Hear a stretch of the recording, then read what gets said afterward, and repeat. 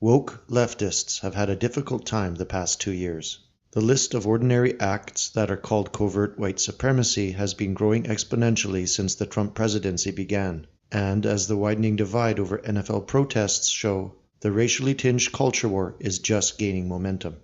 Conservative media loves the liberal obsession with declaring innocuous activities as white supremacy because the wild headlines are red meat for talk radio and email newsletters. But mainstream right-wing commentary on these stories is amazingly shallow. Republican lawmakers use a standard soundbite comprised of an indignant denial of GOP racism, plus a preemptive disavowal of conservative racists. This earns them precisely zero credit with the media and the left. Conservative pundits lament the loss of common-sense American values, without offering any explanation for why those values have been in free fall since the 60s. The mainstream right seems to regard declarations of white supremacy as isolated incidents and politically foolish acts perpetrated by rage-filled progressives. The GOP is genuinely surprised every time they lose ground in the culture war to such seemingly ridiculous attacks. By declaring such attacks madness, conservative pundits absolve themselves of the responsibility to analyze and counter these assaults on whiteness. The mainstream right is not curious enough to track the progression of allegations of white supremacy, however, and the left does have a clever method to their apparent madness.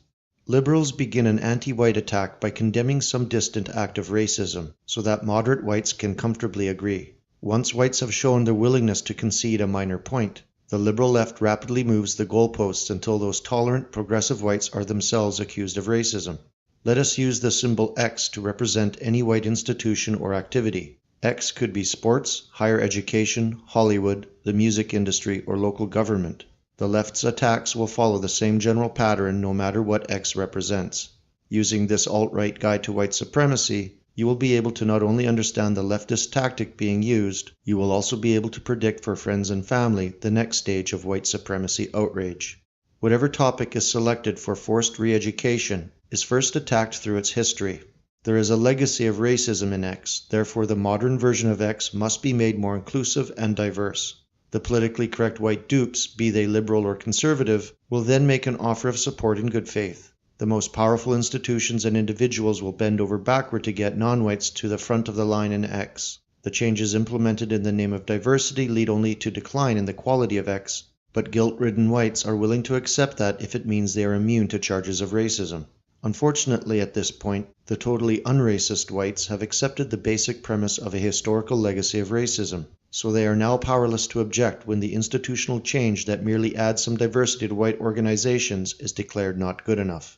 At this stage of the attack, there will be a spate of headlines alleging that there is more work to be done. Once the accommodating whites have done everything possible to make X more inclusive, short of dismantling X altogether, they unexpectedly find themselves under attack for their very efforts at inclusion. Everything a white person does, including giving undeserved help and affirmative action to non-whites, is then classified as white supremacy.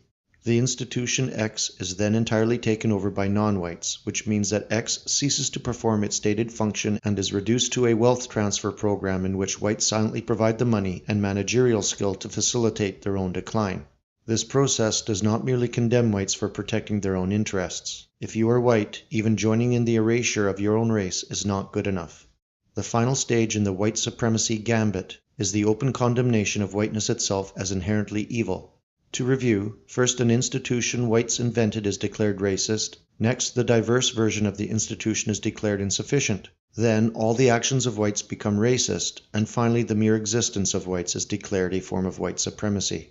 This last stage is quite a compliment when you think about it. People of color are so intimidated by the achievements and potential of whites that our very existence on Earth is de facto supremacy. Unfortunately, this also makes certain that real genocide will proceed at some point in the future. The white supremacy gambit clearly shows the inadequacy of GOP political philosophy. When a Republican talks about common sense, American values, or the Constitution, they are merely trying to avoid identity politics. But identity politics are inextricably linked to all the values that Republicans hold dear. The mythic age of common sense was just a time when the social norms that conservatives like were the dominant force in society, and American values can only be conservative to the extent that America is peopled by white Europeans.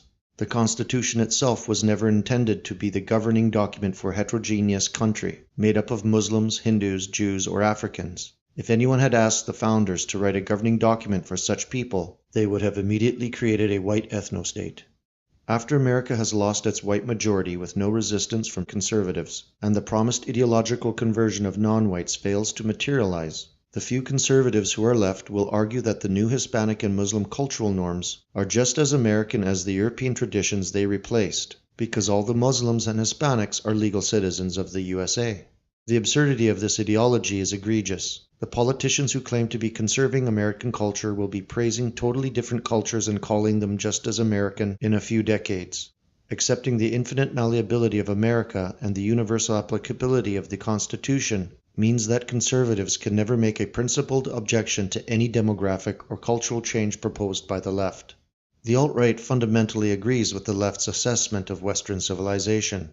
Shakespeare is white supremacy. Free speech and meritocracy are white supremacy. Math, logic, and science are also white supremacy. All of these civilizational attainments can only survive in a white European society that seeks its own interests without worrying about the hurt feelings of non-whites. As John Darbyshire has said, there must be something good about white supremacy because a few billion non-whites are desperate to move into white countries. Every attempt to exploit white guilt or redress racial grievances, no matter how innocuous and justified it may seem, eventually leads to the condemnation of whiteness itself. And that is the most intolerable thing of all.